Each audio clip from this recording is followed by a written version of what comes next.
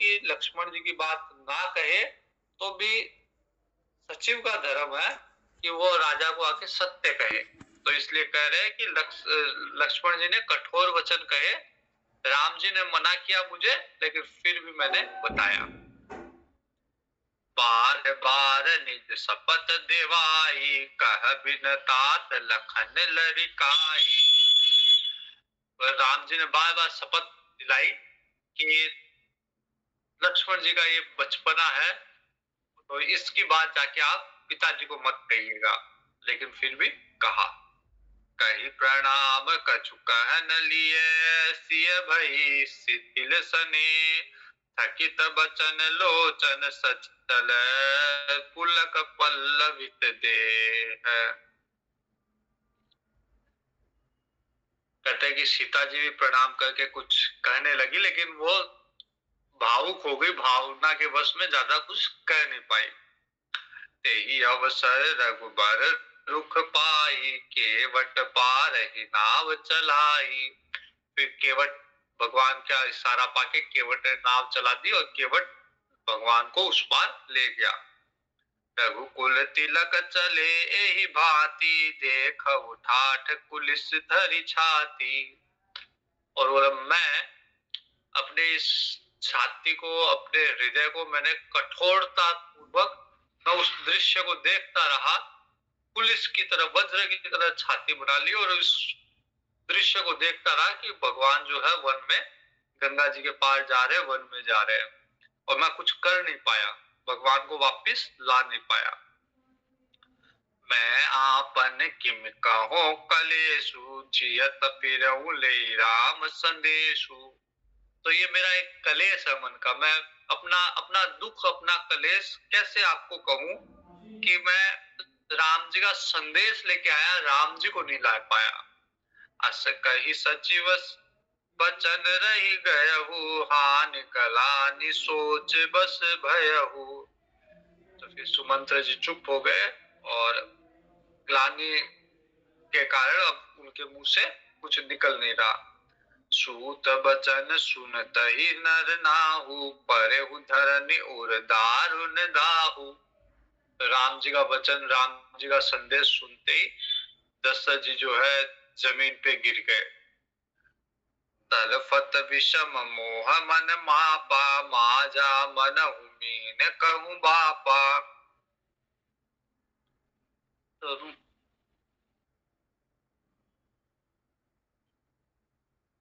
मछली को जब वर्षा का जल लगता है, पहली वर्षा का जल, तो वो मछली तड़फड़ाती है। उस तरह दशरथ जी तड़फड़ा रहे हैं। करि विलाप सब रो वही रानी, महाविपत्ति की मिजाई बखानी। दशरथ जी तड़फड़ा रहे हैं राम जी के बिना, और सारी रानियां जो है वो इकट्ठा होकर रोने लग गई दशरथ जी का हाल देख के। तो अब अयोध्या पे महासंकट के बादल छा गए। सुने बिलाप दुखहु दुख लागा, धीरजु कर धीरजु भागा। दुख को भी दुख लगे, ऐसा ऐसा दुख है अब अयोध्या में। धीरज का भी धीरज भाग जाए, ऐसा ऐसी स्थिति है। भयहु कोलाहलु अवधयति, सुनि निपराउर शोर। विपुल विहंग बन परे उजनिसी, मानहु पुलिस कठोर। अयोध्या में इस शोर, अयोध्या में कोलाहल हो गया। राजा का शोर सुन के, और अयोध्या पूरी शोक में डूब गई। प्राण कंठ गत भयहु भुआला। अब दशरथ जी के प्राण जो है कंठ में आ गए, अब प्राण निकलने वाले हैं, तो कंठ तक दशरथ जी के प्राण आ गए। मनि विहीन जनु व्याकुल व्यालु। प्राण तो कंठ में आ गए, दशरथ जी इतने व्याकुल हो गए जैसे बिना मणि के सर्प व्याकुल हो जाता है। इंद्री सकल विकल भई भारी, जनु सर सर सिच बनु बिनु बारी। इंद्रियां इतनी विकल हो गई कि जैसे बिना बिना जल के कमल जो है वो तालाब में अगर जल सूख जाए तो कमल मुरझा जाता है, तो वैसे इंद्रियों के हाल हो गए। कौसल्या नृपति मलाला रविकुल रवि अथयउ जिय जाना उर धरि धीर राम मैं तारी बोले वचन समय अनुसारी। अब सबको लगने लग गया कि दशरथ जी प्राण त्यागने वाले हैं। कौशल्या जी थी, उन्होंने धैर्य धारण करवाया और कहा कि आप सूर्य कुल के सूर्य हैं, तो आप अगर इस तरह से बेहाल हो जाओगे तो फिर सबको कौन संभालेगा। नाथ समुझ मन कर विचारू राम वियोग पयोधि अपारू। कौशल्या जी कहती है दशरथ जी को कि राम जी का जो वियोग है वो एक अपार समुद्र है, अब इसको पार कैसे करें, आप ही तो कर्णधार है, आपके सहारे से ही तो हम लोग इसको पार कर सकते हैं, लेकिन आप भी अगर डूब जाओगे तो फिर इसको कौन संभालेगा। या बचन मृदु सुनत निप चित आखी उघारी तलफत मीन मलिन जनु सींचत शीतल बारी। दशरथ जी के हाल बेहाल थे, कंठ तक प्राण आ गए, इंद्रिया सारी विकल हो गई, लेकिन कौशल्या जी की बात सुन के थोड़ा सा धैर्य, थोड़ा सी शीतलता मिली। जैसे अगर मछली तड़फड़ा रही है और उसको कुछ छींटे दे दो पानी के, तो वो थोड़ा सा उसको धैर्य आता है पानी मिलने से। पूरी तरह से तो सही नहीं होता, क्योंकि पूरी तरह से तो सही मछली जब होगी जब उसको पूर्ण रूप से उसको वापस पानी में छोड़ा जाए, तालाब में छोड़ा जाए। लेकिन थोड़ा सा अगर पानी मिल जाए उसको, तो एक बार उसको लगता है कि वापस से प्राण आ रहे हैं। तो राजा दशरथ जी को भी ऐसा लगा। और जब मृत्यु निकट आती है तो व्यक्ति को पूर्व का जीवन याद आता है, वास्तव में आता है। तो दशरथ जी को भी अब पूर्व का जीवन क्या गलतियां की वो याद आ रहा है, क्योंकि मृत्यु अब निकट है। धरि धीरज उठी बैठी भुआला कहु सुमंत्र कह राम कृपालु। फिर थोड़ा धैर्य धारण करके दशरथ जी बैठे और फिर सुमंत्र को कहते हैं कि राम जी कहाँ है। कहा लखन कह राम सनेही कह प्रिय पुत्र बधु देही। राम जी, लक्ष्मण जी और मेरे प्रिय पुत्र वधु जानकी जी कहाँ है, उनको बुलाओ। बिलपत राव विकल बहु भांति भई जुग सरिस सिरा दिन राति। तो ऐसे तड़प रहे हैं राम जी के, लक्ष्मण जी के और सीता जी के लिए। और फिर उनको याद आई, पुरानी एक बात याद आई जो कौशल्या जी को बताते हैं, श्रवण कुमार की कहानी। तलफत अंध साप सुति आई कौशल्य ही सब कथा सुनाई। तो उनको याद आया कि कैसे उनके बाण से श्रवण कुमार को बाण लगा, श्रवण कुमार की बाण लगने से मृत्यु हुई, और उनके अंधे माता पिता ने कैसे दशरथ जी को श्राप दिया था कि हम जैसे अपने पुत्र के वियोग से तड़प रहे हैं, वैसे तुम भी अपने पुत्र के वियोग में तड़पते तड़पते मरोगे। तो तापस भयहु विकल भरनत इतिहास राम रहित धिक जीवन आशा।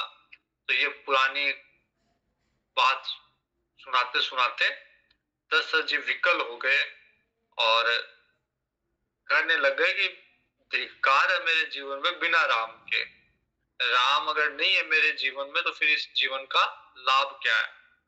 सो तनु राखी करब मैं कहा जहि न प्रेम पनु मोर निभाहा। और इस शरीर को रख के करूंगा भी क्या। दशरथ जी कह रहे कि इस शरीर को रख के क्या करूंगा जिसने प्रेम का प्रण नहीं निभाया। अगर प्रेम का प्रण निभाता तो राम जी के जाते ही इसको, शरीर को जो है इसका त्याग हो जाना चाहिए था। हाँ रघुनंदन प्राण प्रीते, तुम बिन जियत बहुत दिन बीते। अब राम जी को याद कर रहे हैं कि हे राम जी, आपके बिना बहुत दिन हो गए जिंदा रहते हुए। हाँ जानकी लखन हाँ रघुबर, हाँ बितु हित चित चातक जलधर। राम जी को, लक्ष्मण जी को, सीता जी को याद करते हैं। और फिर राम राम कही राम कही, राम राम कही राम, तनु परिहरि रघुबर बिरह, राव गयो सुरधाम। राम राम करते हुए 6 बार राम राम बोलते हुए और दशरथ जी ने अपने प्राण त्याग दिए और स्वर्ग में चले गए। अब कहते हैं कि 6 बार ही क्यों बोले, तो कहते हैं कि श्रवण कुमार को 6 बाण मारे थे। श्रवण कुमार को दशरथ जी ने 6 बाण मारे थे, इसलिए मतलब ये भी एक तरह से दशरथ जी को बाण की तरह लग रहा है। राम राम कह रहे हैं लेकिन पुत्र का वियोग इतना है। राम राम भगवान के लिए अगर राम राम कहे तब तो वो मुक्त है, तब तो वो मोक्ष हो गई उसकी। लेकिन दशरथ जी की मोक्ष नहीं हुई, क्योंकि दशरथ जी पुत्र के वियोग में पुत्र को याद कर रहे हैं, राम राम राम राम। तो प्रत्येक शब्द ऐसे लग रहा है उनको जैसे एक बाण लग रहा हो। तो जो श्रवण कुमार को लगा था उसका हिसाब पूरा हो गया। और फिर दशरथ जी अभी मुक्त नहीं हुए, बाद में होंगे, लेकिन अभी तो दशरथ जी स्वर्ग में चले गए। दशरथ जी की मृत्यु जो है वो बड़ी व्यथित करने वाली है, बड़ी पीड़ादायक मृत्यु है। पूरी इंद्रिया विकल हो गई, प्राण कंठ पे आके रुक गए। और इस तरह की मृत्यु का वर्णन है जो बड़ा कष्टदायक है। जबकि दशरथ जी तो राम जी के, भगवान के पिताजी थे, फिर भी उनकी मृत्यु इतनी कष्टदायक है। और वहीं एक मृत्यु और आएगी बाल्य की, वो इतनी आसानी से मृत्यु है उनकी, इतनी इतनी सहज भाव से मृत्यु है बाल्य की। ये कहा गया है कि जैसे हाथी के सर से माला गिर जाए फूल की तो हाथी को पता ही नहीं चलता, एहसास ही नहीं होता, वैसे ही बाल्य की मृत्यु कब हुई उसको खुद को एहसास ही नहीं हुआ। तो वो बड़ी सहज सरल मृत्यु है और ये बड़ी पीड़ादायक कष्टदायक मृत्यु है। तो मुख्य अंतर ये है कि बाली ने मरते समय अंगद को, अपने पुत्र को, भगवान को समर्पित कर दिया था और किसी तरह का मोह नहीं रखा था उसमें। जबकि दशरथ जी का पुत्र में, राम जी में पुत्र विषयक मोह है, भगवान विषयक नहीं, पुत्र विषयक मोह है। इसलिए दशरथ जी की मृत्यु बड़ी कष्टदायक है, पीड़ादायक है। जबकि बाल्य की मृत्यु बड़ी सहज है, सरल है। दशरथ जी की मृत्यु के बाद में जीवन मरण फल दशरथ पावा, अंड अनेक अमल जसु छावा, जियत राम विदु बदन निहारा, राम बिरह करि मरनु संवारा। तो कहा कि जीने मरने का तो फल दशरथ जी ने प्राप्त किया है। जब तक जिंदा रहे राम जी के दर्शन किए, राम जी का के शरीर को देखते रहे, और मरे तो राम जी के वियोग में मरे। शोक शोक विकल सब रोहि रानी, रूप सीलु बल तेज बखानी। अब पूरी अयोध्या शोक में डूब गई, सारी रानियां रो रही है। दशरथ जी के रूप का, दशरथ जी के बल का, गुण का वर्णन करती करती रो रही है। करहि बिलाप अनेक प्रकारा, परहि भूमि तल बारहि बारा। बार बार जमीन पे गिर के और रानियां विलाप, अनेक तरह से विलाप कर रही है। बिल पही बिकल दास अरुदासी, घर घर रुदन करही पुरबासी। दशरथ जी के जितने भी दास दासी थे सब रुदन कर रहे हैं, और घर घर में, अयोध्या के घर घर में पुरवासी जो है वो रुदन कर रहे हैं। अंथयऊ आज भानुकुल भानु, धर्म अवधि गुण रूप निधानु। तो धर्म की, गुण की और रूप का जो भंडार था वो सूर्य कुल का सूर्य अस्त हो गया आज। कारी सकल के कही देहि, नयन विहीन कीन जग जेहि। तो सब मिलके अब केकई को भला बुरा कह रहे, गाली दे रहे, जिसने एक तरह से संसार की आंख छीन ली। यही विधि बिल पतरे निन बिहानी, आए सकल महामुनि ज्ञानी। तो इस तरह से रात बीती और सुबह सारे ज्ञानी मुनि लोग वहां आए, वशिष्ठ जी आए। तब वशिष्ठ मुनि समय समय, कही अनेक इतिहास। शोक निवारे सब ही कर, निज विज्ञान प्रकाश। तो दशरथ वशिष्ठ जी ने अपने ज्ञान के प्रकाश से उस शोक को कम किया। अनेक तरह की कथा कहानी सुना सुना के लोगों के जो मन में शोक था उसे कम किया दशरथ जी, वशिष्ठ जी ने। फिर वशिष्ठ जी ने तेल की नाव मंगाई जिसमें दशरथ जी के शरीर को रखा गया ताकि खराब ना हो शरीर, क्योंकि अभी भरत जी भी नहीं है, राम लक्ष्मण जी वन में गए और भरत जी शत्रुघ्न जी ननिहाल में है। तो अब अंतिम दाह संस्कार भी कौन करे दशरथ जी का? वो लोग आएंगे तब तक समय लगेगा, इसलिए सुरक्षित कैसे रहे शरीर, इसलिए एक तेल की नाव में रखा गया शरीर को। तेल नाव भरी निप तनु राखा, दूत बोलाई बहुरी यस भाषा। फिर वशिष्ठ जी ने दूत को बुलाया और कहा कि तुरंत आप तेज तीव्र गति से और भरत जी को बुला के लाओ। धावहु बेगी भरत पही जाहु, निप सुति कतहु कहु जनिकाहु। वहां जाके ये मत कहना कि दशरथ जी ने शरीर छोड़ दिया, प्राण छोड़ दिया, बस इतना कहना कि गुरु जी ने बुलाया। इतने ही कहे भरत सन जाई, गुरु बोलाई पठयहु दो भाई। सुनि मुनि आय सुधावन धाये, चले बेग बर बाजी ल जाए। बहुत ही तीव्र गति से और धावक जो थे वो गए भरत जी के पास। अनरथु अवध आरंभ जब ते, कुशगुन होई भरत कहूं तब ते। तो जैसे ही यहाँ पे दशरथ जी की मृत्यु हुई, भरत जी को वहां अपशकुन होने लग गए थे। देख ही रात भयानक सपना, जागी करहि कटुकोटि कल्पना। रात को भयानक सपने देखते हैं भरत जी और फिर उसकी कल्पना करते हैं। प्रजेवाई देहि दिन दाना, शिव अभिषेक करहि विधि नाना। जब पूरे अपशगुन हो रहे हैं, पूरे सपने आ रहे हैं, तो दशरथ भरत जी समझ गए कि कोई ना कोई अनिष्ट होने वाला है। तो इसके लिए विप्रों को, ब्राह्मणों को बुला के खूब दान देते हैं और शिव अभिषेक, शिव जी की पूजा करते हैं। तो ये तरीका है कष्ट के निवारण का। जब कष्ट आने लगे, जब ऐसा आभास होने लगे कि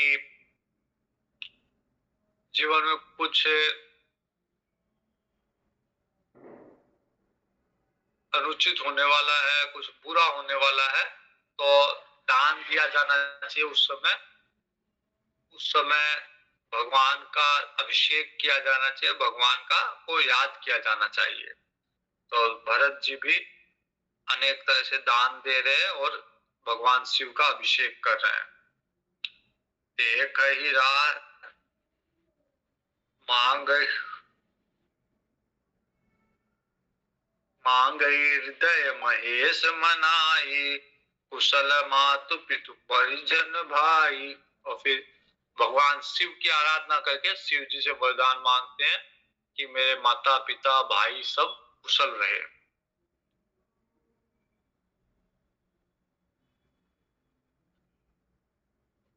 गुरु की आज्ञा सुन के भरत जी जब धावक पहुंचे तो गुरु की आज्ञा सुन के भरत जी उनके साथ आ जाते हैं अयोध्या। चले समीर बेग यहाँ के, नागत सरित सैल बन बाके, हृदय सोच बड़ कछु न सोहाई, अस जानई जिय जाऊं उड़ाई। हृदय में चिंता है और ऐसे मन हो रहा भरत जी का कि जैसे उड़ के चला जाऊं, तो तीव्र गति से वायु की गति से घोड़े दौड़ा रहे हैं। एक निमेष बरस समझाई, यही विधि भरत नगर नियराई। एक क्षण भारी कर भरत जी को, और ऐसी स्थिति में भरत जी जो है भाग के अयोध्या के पास आ गए। असगुन होई नगर पैठारे, रटई कुभांति कुखेत करारा। तो अयोध्या में जैसे ही भरत जी प्रवेश करते हैं और अच्छे सगुन नहीं होते, अपशगुन होते हैं। खग मृग है गय जाहि न जोए, राम वियोग कुरोग बिगोए। अयोध्या के तो पशु पक्षी घोड़े सब दुखी है राम जी के वियोग में। दशरथ जी के मृत्यु पे नहीं, राम जी के वियोग से दुखी है। नगर नारी नर निपट दुखारी, मनहु सबनि सब संपत्ति हारी। नगर में नर नारी सब दुखी है। ऐसे लग रहा है जैसे उन्होंने सारी संपत्ति खो दी हो, ऐसे उनके चेहरे हो रहे हैं। पूरी जन मिलहि न कहि कछु, गवहि जोहारी जाहि, भरत कुशल पूछी न सकई, भय विषाद मन माही। नगरवासी मिलते हैं लेकिन वो अपनी तरफ से कुछ कहते नहीं है, बस ऐसे प्रणाम सा करके और वो चले जाते हैं। भरत जी के मन में इतना विषाद, इतना भय है कि अनिष्ट होने वाला है, तो वो भी कुछ नहीं पूछ रहे। तो कोई किसी को कह नहीं रहा, लेकिन सब विषाद में डूबे हुए हैं।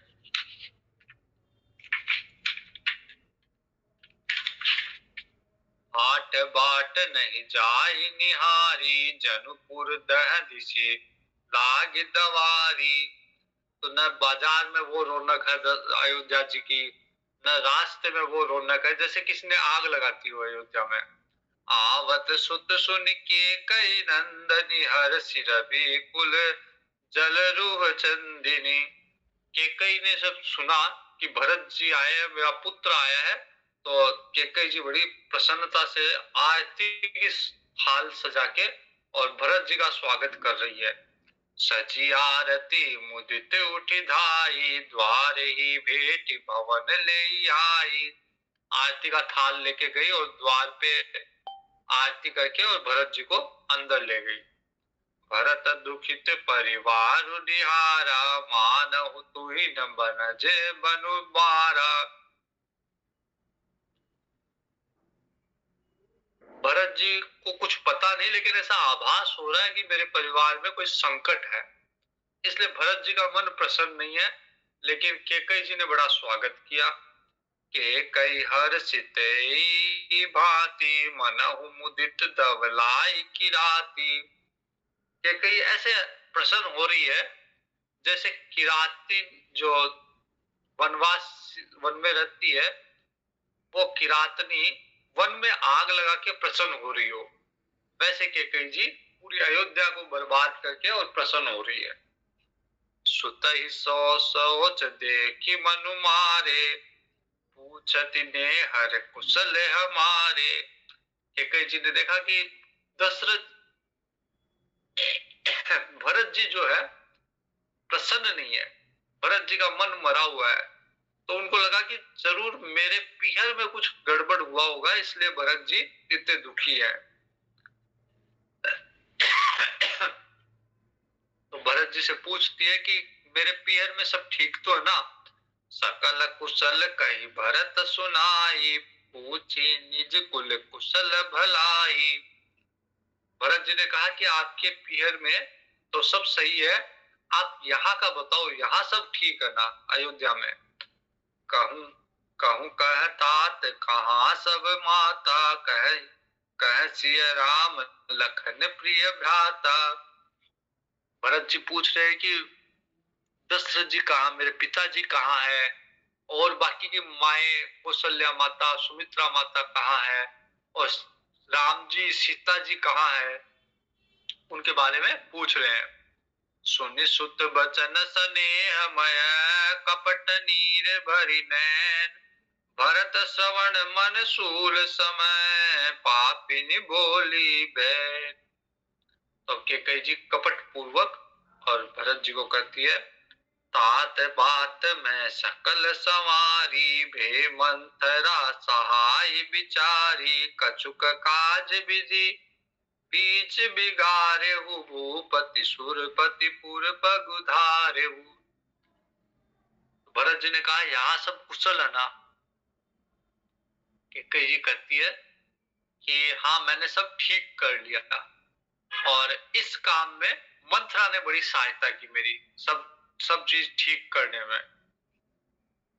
लेकिन इस ठीक करने में कुछ एक नुकसान ये हो गया, छोटा सा एक नुकसान हो गया। कछुक काज विधि बीच बिगाड़े हो, विधाता ने कुछ बिगाड़ दिया। वो ये है कि दशरथ जी वो है अब वो सूरधाम गए, अब वो स्वर्ग में चले गए आपके पिताजी। सुनत भरत भय विबस विषादा, जनु समय करके हरिनादा। पिता का स्वर्गवास हो गया, पिता स्वर्ग चले गए, ये सुनकर और भरत जी को बड़ा कष्ट हुआ, बड़ा विषाद हुआ। मानो सिंह की गर्जना से हाथी सहम गया हो, वैसा भरत जी सहम गए। अब मुंह से कोई शब्द नहीं निकल रहा। तात तात हाँ तात पुकारी, परे भूमि तल व्याकुल भारी। फिर पिताजी को याद करते करते तात तात तात बोलते बोलते और जमीन पे गिर गए भरत जी। चलत न देखन पायहु तो ही, तात न राम ही सपने हूँ मोही, सौंपे हूँ मोही। भरत जी कहते कि अंतिम समय में आप जा रहे थे, उस समय में आपको देख नहीं पाया, और कम से कम जाते जाते मुझे राम जी के हवाले करके जाते, राम जी को सौंप के जाते। बहुरी धीर धरी उठी समारी, कहू पितु मरन हेतु महतारी। फिर बाद में भरत जी थोड़ा संभलते हैं, और संभल के कैकेयी जी से पूछती है कि माँ बताओ कि पिताजी की मृत्यु कैसे हुई, क्या कारण था पिताजी के मृत्यु का? सुनि सुत बचन कहत कैकेयी, मरम पाछ जनु माहुर देही, आदि हुते सब आपन करनी, कुटिल कठोर मुदित मन भरनी। कैकेयी जी ने इस तरह से सारी चीज का वर्णन किया, सारी स्थिति का वर्णन किया, और मुदित भाव से किया, प्रसन्न होकर किया। ऐसे लग रहा है जैसे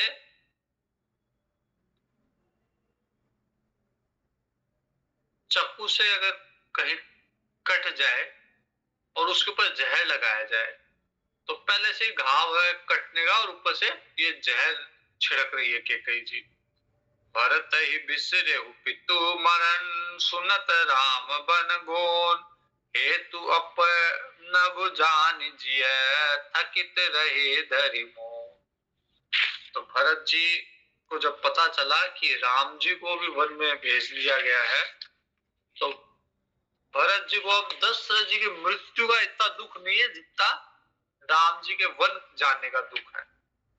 मृत्यु का, पिता की मृत्यु का दुख अब उनको इतना पीड़ा नहीं दे रहा जितना पीड़ा, जितना कष्ट राम जी के वन जाने का है। और उसमें भी उनको लगता है कि मेरे कारण राम जी वन गए। अपने को उसका कारण समझ के, अपने को उसका हेतु समझ के और कष्ट में भरत जी चले गए। आगे भरत जी जो है दशरथ जी की अंतिम क्रिया करेंगे, इस प्रसंग को कल देखेंगे। धीर मारुति गंभीर मारुति, धीर मारुति अति धीर मारुति, गीत मारुति संगीत मारुति, मारुति रामदूत मारुति, भक्त मारुति परम भक्त मारुति, परम भक्त मारुति। हरिओम, शुभ रात्रि।